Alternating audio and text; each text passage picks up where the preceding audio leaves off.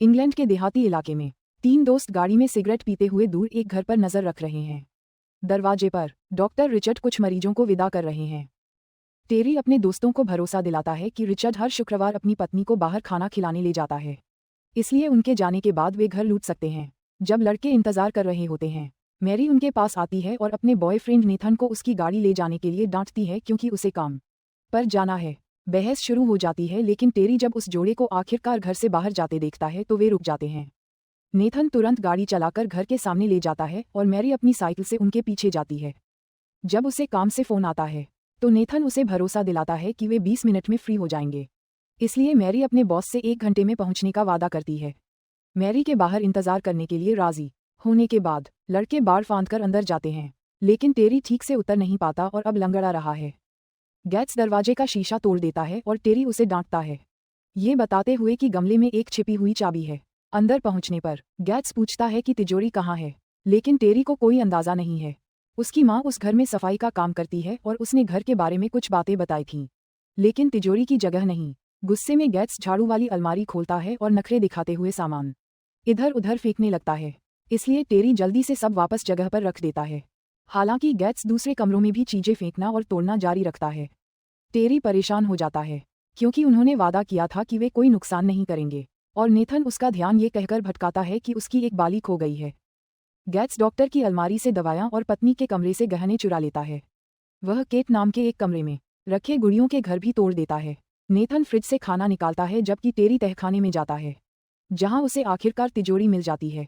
वह अपने दोस्तों को बुलाता है पर गैट्स फिर से गुस्सा हो जाता है। टेरी की मां ने उसे बताया था कि तिजोरी में इलेक्ट्रॉनिक कोड है, इसलिए गैट्स उसके लिए औजार लाया था, लेकिन तिजोरी में असल में डायल वाला लॉक है और उनमें से किसी को उसे खोलना नहीं आता। बाहर मैरी इंतजार करते करते थक रही है और हॉर्न बजाने लगती है। वह जा नहीं सकती क्योंकि चाबियां गैट्स के पास हैं, इसलिए वह नेथन को फोन करने की कोशिश करती है, लेकिन वह उसे नजरअंदाज कर रहा है।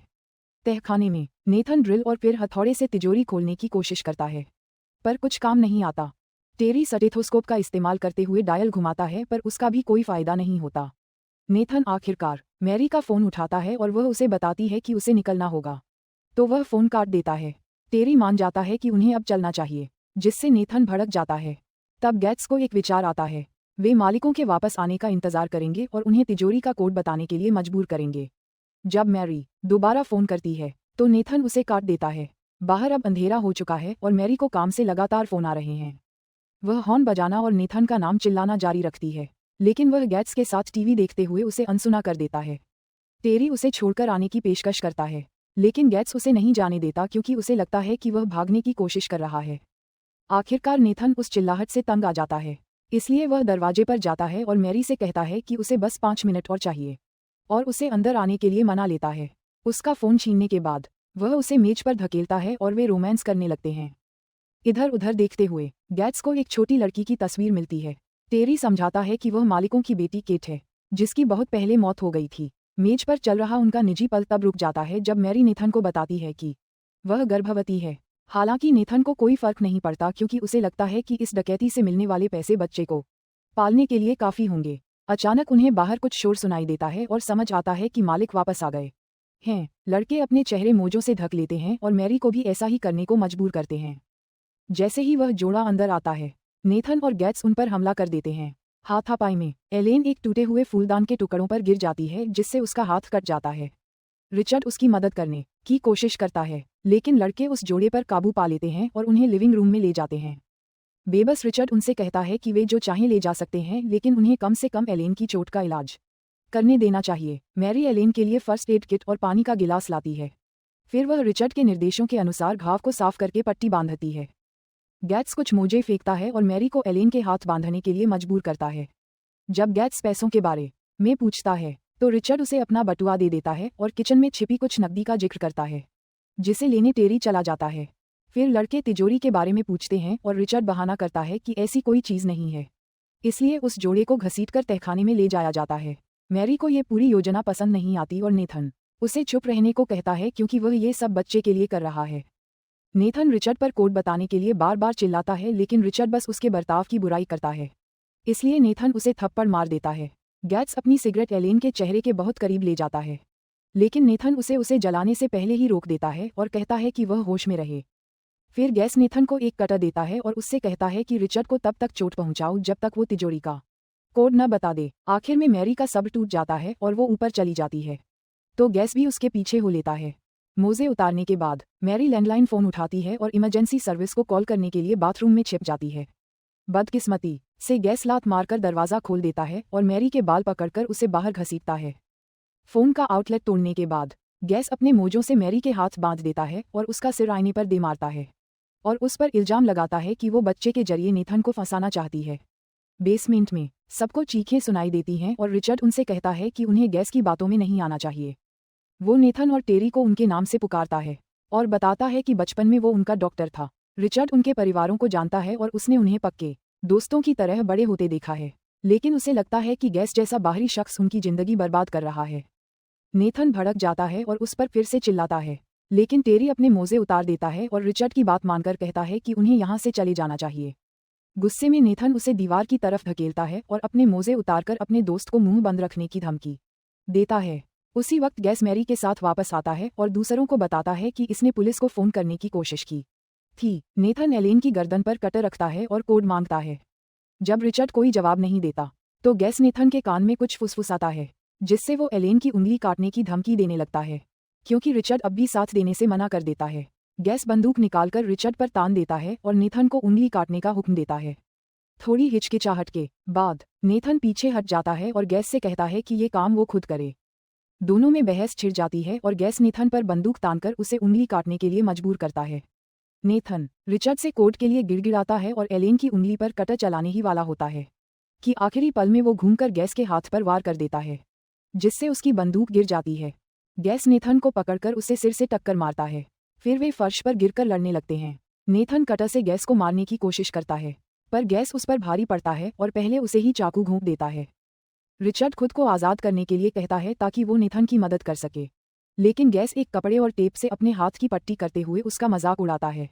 वो धमकी देता है कि जब तक डॉक्टर उसे कोड नहीं देता वो नेथन को मरते हुए छोड़ देगा। तो आखिरकार रिचर्ड उसे नंबर बता देता है। जब गैस तिजोरी पर कोड आजमाता है, रिचर्ड मदद के लिए टेरी को इशारे करता है, लेकिन टेरी की हालत खराब हो रही होती है। जल्द ही गैस को समझ आता है कि उसे गलत कोड दिया गया है, तो रिचर्ड बहाना बनाता है कि उसने 21 और 22 को आपस में बदल दिया था और उसे फिर से कोशिश करने को कहता है। जब गैस काम में लगा होता है, मैरी अपने बंधन खोलने की कोशिश शुरू कर देती है। ये दूसरा कोड भी गलत निकलता है, इसलिए गैस एलेन को टेप से एक लकड़ी के खंभे से बांध देता है। फिर वो एक बिजली वाली आरी चालू करता है और उस पर हमला करने की कोशिश करता है, पर उसे पता चलता है कि तार छोटा पड़ रहा है। जब वो उसे दूसरे प्लग में लगाने जाता है, मैरी आखिरकार आज़ाद हो जाती है और गैस के सिर पर हथौड़े से वार करती है, जिससे वो तुरंत मर जाता है। उसके बाद मैरी रिचर्ड को आज़ाद करती है और देखती है कि बेसमेंट गैराज से जुड़ा है।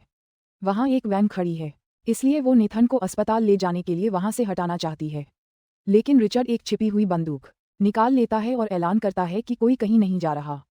मैरी घबरा जाती है जब तक कि रिचर्ड उसे समझाता नहीं कि अस्पताल बहुत दूर है और नेथन रास्ते का सफ़र नहीं झेल पाएगा, इसलिए वो मदद आने तक यहीं उसका इलाज करेगा। जब टेरी और मैरी नेथन को ऊपर ले जाते हैं, रिचर्ड गैस की लाश से गाड़ी की चाबियां उठाता है और अपनी पत्नी को आज़ाद करता है। डॉक्टर के केबिन में रिचर्ड पहले एलेन की उंगली का इलाज करता है और वो कहती है कि उस गैंग को उनके किए की सजा मिल गई। फिर रिचर्ड नेथन के शरीर से चाकू का टुकड़ा निकालता है और उसे घाव के अंदर फंसे एक हिस्से को निकालने के लिए चिमटी का इस्तेमाल करना पड़ता है। वो बताता है कि वार किसी खास अंग पर नहीं हुआ है, इसलिए नेथन के बचने की अच्छी उम्मीद है, क्योंकि रिचर्ड को काम के लिए जगह चाहिए। वो एलेन, मैरी और टेरी को बाहर इंतजार करने को कहता है। जब एलेन सफाई करने लगती है तो मैरी टूटकर रोने लगती है। टेरी उसे दिलासा देता है, पर अचानक उसे खूबसूरत बोलने लगता है और चूमने की कोशिश करता है। मैरी तुरंत पीछे हट जाती है और तिजोरी के बारे में सबको बताने के लिए उसे डांटती है। उसे ये भी लगता है कि अगर वो वहाँ न होती तो टेरी नेथन को अकेला छोड़कर भाग गया होता। वो उसे खूब भला बुरा कहती है और याद दिलाती है कि उसकी जुड़वां बहन जेन उसे छोड़कर इसलिए चली गई क्योंकि टेरी एक मजाक है और उसने उसे कभी प्यार नहीं किया। इसके बाद मैरी लिविंग रूम में जाती है और एक रहस्यमयी डिब्बा खोलने की कोशिश करती है, पर एलेन उसे रोक देती है। फिर मैरी डॉक्टर के केबिन में जाने की कोशिश करती है और रिचर्ड उसे मना करता है, लेकिन वो जबरदस्ती अंदर घुस जाती है। नेथन सो रहा है और रिचर्ड बताता है कि टाँके लगाते वक्त उसे बेहोश करना पड़ा था। मैरी नेथन को छूती है और उसे लगता है कि उसका शरीर बहुत ठंडा है। पर रिचर्ड उसे भरोसा दिलाता है कि ये सामान्य है। फिर वो लैंडलाइन के पास जाता है और एम्बुलेंस के लिए फ़ोन मिलाता है। हालांकि मैरी का ध्यान जाता है कि फ़ोन का प्लग टूटा हुआ है, जिसका मतलब है कि रिचर्ड झूठ बोल रहा है। अचानक मैरी की तबीयत बिगड़ने लगती है और वो सिंक में उल्टी कर देती है। रिचर्ड कहता है कि उसके पास उसकी मदद के लिए दवा है और जैसे ही वो मुड़ता है, मैरी नेथन की जेबों में अपना फ़ोन ढूंढती है लेकिन उसकी जेबें खाली थीं। जब रिचर्ड मैरी के लिए दवा लाता है तो वह उसे अनसुना कर लिविंग रूम में वापस चली जाती है, जहां वो देखती है कि एलेन टेरी के लंगड़ापन के लिए उसे इंजेक्शन लगा रही है। डरी हुई मैरी वहां से जाने की कोशिश करती है लेकिन सारे दरवाजे बंद मिलते हैं। एलेन उसके पीछे आकर जूते न उतारने पर उस पर चिल्लाती है, उसे केट कहकर बुलाती है और थप्पड़ मार देती है। रिचर्ड एलेन को शांत करने दौड़ता है और बताता है कि उसे याददाश्त की बीमारी है। जब रिचर्ड एलेन को लेकर जाता है, मैरी टेरी को ढूंढती है और उसे मज़े से नाश्ता करते और टीवी देखते हुए पाती है। वह उसे बताती है कि उन्हें यहाँ से निकलना होगा और उसका फ़ोन मांगती है, पर वो कहता है कि उसने फ़ोन एलेन को दे दिया है। मैरी उसे डांटने लगती है लेकिन तभी वो बूढ़ा जोड़ा उन्हें चाय पर बुला लेता है। थकी हुई मैरी सिगरेट पीना चाहती है पर एलेन मना कर देती है, तो वो कहती है कि वो बाहर जाकर पिएगी और दूसरा दरवाज़ा खोलने की कोशिश करती है, पर वो भी बंद होता है। रिचर्ड होने वाले बच्चे के साथ होने वाली डरावनी चीज़ें बताकर मैरी को बिठा देता है। जब मेज़ पर एक गंदा कीड़ा दिखता है तो एलेन उसे हाथ से मार देती है। फिर रिचर्ड उन्हें अपनी मरी हुई बेटी केट की तस्वीर दिखाकर उसके बचपन की बातें बताता है। एलेन अपनी चाय पीने ही वाली होती है कि रिचर्ड उसे रोक देता है और उसका कप मैरी के कप से बदल देता है। इसके बाद रिचर्ड एक स्क्रैपबुक निकालता है जिसे एलेन ने इलाके से गायब हुई जवान लड़कियों की अखबार की कतर ने जमा करने के लिए बनाया था, जिसमें मैरी की जुड़वा बहन जेन भी शामिल है। वो दावा करता है कि ये स्क्रैपबुक उन्हें एक श्रद्धांजलि है। जब टेरी अपना दूध पीने वाला होता है, मैरी उसे रोक देती है और रिचर्ड से अपना फ़ोन मांगती है। रिचर्ड अनजान बनने का नाटक करता है, तो वो उस पर चिल्लाते हुए उन सब झूठों को गिनाती है जो उसने बोले थे। जब वो जोड़ा उसे शांत होकर चाय पीने को कहता है, तो गुस्से में मैरी मेज़ से सब कुछ गिरा देती है और चाकू उठाकर उनसे दरवाज़ा खोलने को कहती है। रिचर्ड उसका हाथ पकड़कर आसानी से चाकू छीन लेता है, फिर उसे बालों से घसीटकर सीढ़ियों के नीचे वाले कमरे में बंद कर देता है। वो टेरी को उस पर नज़र रखने के लिए कहता है और खुद एलेन को सुलाने चला जाता है। मैरी दरवाज़ा पीटती रहती है और अपने दोस्त से उसे बाहर निकालने की मिन्नतें करती है। टेरी उस पर नेथन को डेट करने के लिए चिल्लाता है और कहता है कि वो उससे प्यार नहीं करता, बस इस्तेमाल करता है।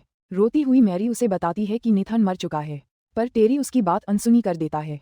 बेडरूम में एलेन आपा खो देती है और जिद करती है कि मैरी को सज़ा मिलनी चाहिए। रिचर्ड कहता है कि वो ये करेगा, पर एलेन उसे मना लेती है कि वो इसमें मदद कर सकती है। उसी वक्त टेरी को महसूस होता है कि उसके पैर सुन्न हो गए हैं और उसे लगता है कि एलेन ने गलती से ज़्यादा दवा दे दी है। मैरी उसे ताना मारती है कि वो ये मानना ही नहीं चाहता कि एलेन ने ये जानबूझकर किया है, जिससे टेरी भड़क जाता है और रोते हुए गिर पड़ता है। जब मैरी माफ़ी मांगती है और साथ मिलकर काम करने को कहती है, तो टेरी साथ का गलत मतलब निकाल लेता है और उससे ऐसे बात करने लगता है जैसे वो जेन हो। मजबूर मैरी उसकी हाँ में हाँ मिलाती है और टेरी ये सोचकर दरवाज़ा खोल देता है कि वो अपनी पुरानी प्रेमिका से मिल रहा है, पर मैरी फौरन चाकू उठाकर ऊपर भागती है। एक लाठी की मदद से टेरी धीरे धीरे चलता है और छेद से झांककर नेथन को देखता है। उसका दोस्त हिल नहीं रहा होता और डरा हुआ टेरी खुद से ये कहते हुए वहां से चला जाता है कि नेथन बस सो रहा है। फिर वो ऊपर केट के कमरे में जाता है, जहां वो देखता है कि मैरी खिड़की पर बंधी हुई चादरें लगा रही है। टेरी को अब भी लगता है कि वो जेन है और वो उस पर उसे छोड़ने का इल्ज़ाम लगाता है, पर मैरी कसम खाती है कि वो उसे लेने ही आ रही थी ताकि दोनों भाग सकें। जब टेरी उसे चूमने की कोशिश करता है, वो पीछे हटती है और दोनों बिस्तर पर गिर जाते हैं। फिर वो मौका पाकर उसे धक्का दे देती है। अचानक कमरे में गैस का एक डिब्बा फेंका जाता है और खिड़की बंद करने के लिए लोहे की चादर गिरती है। मैरी टेरी को कमरे से बाहर निकलने में मदद करती है और नीचे जाते समय उन्हें सांस लेने में तकलीफ होती है। वो देखते हैं कि सारी खिड़कियां बंद की जा रही हैं और हर तरफ धुआं है। टेरी लड़खड़ाकर सीढ़ियों से नीचे गिर जाता है, तो मैरी उसकी मदद के लिए दौड़ती है। वो जिद करता है कि उन्हें उस बूढ़े जोड़े की भी मदद करनी चाहिए, जो साफ तौर पर सदमे में है। उसी वक्त एलेन लिविंग रूम में आती है, तो मैरी अंधाधुंध चाकू चलाते हुए उसके पीछे भागती है। एलेन बार बार उसके पीछे से वार करती है और उसे कई बार चाबुक मारती है, यहाँ तक कि उसकी पीठ पर फूलदान भी फोड़ देती है। जब मैरी गिरती है, एलेन उसे फिर से मारती है। अब जब वो पास आ गई है, मैरी उस पर फूलदान फेंककर उसे नीचे गिरा देती है। फिर मैरी उसका मुखौटा छीनकर पहन लेती है, लेकिन एलेन उसके हाथ में इंजेक्शन घोंप देती है। जब रिचर्ड टेरी को घसीटकर दूर ले जाता है, मैरी एलेन को किचन में ले जाकर ओवन से बांध देती है।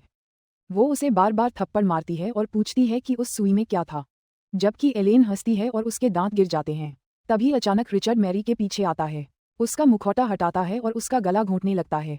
मेरी उसके हाथ पर काट लेती है और उसके पैरों के बीच वार करती है। फिर वो मुखौटा झपट लेती है, पर रिचर्ड उसके सिर पर प्लेट फोड़ देता है। फिर मेरी पलटवार करते हुए उसे पेन से मारती है और रसोई से बाहर धकेल देती है, जिससे उसका हाथ दरवाजे में फंस जाता है। वो बार बार दरवाजा पटकती है जब तक कि उसकी उंगली कट नहीं जाती। बदकिस्मती से रिचर्ड दरवाजे का कांच तोड़कर मेरी से मुखौटा छीन लेता है और मेरी दरवाजा रोकने के लिए टेबल खिसका देती है। वो चाकू उठाकर एलेन को मारने की धमकी देती है क्योंकि इंजेक्शन की वजह से उसे चक्कर आने लगे हैं। रिचर्ड वादा करता है कि वो टेरी को चाबियां दे देगा, पर उसे सबूत चाहिए कि एलेन जिंदा है। इसलिए वो गाना गाता है ताकि एलेन भी गाए। चाबियां रसोई के दरवाजे के बाहर फेंक दी जाती हैं। मेरी उन्हें उठाती है और आखिरकार तहखाने का दरवाजा खोल देती है। वो टेरी को घसीटकर नीचे ले जाती है और उसकी बॉडी वैन के पीछे डाल देती है। फिर खुद ड्राइवर की सीट पर बैठ जाती है।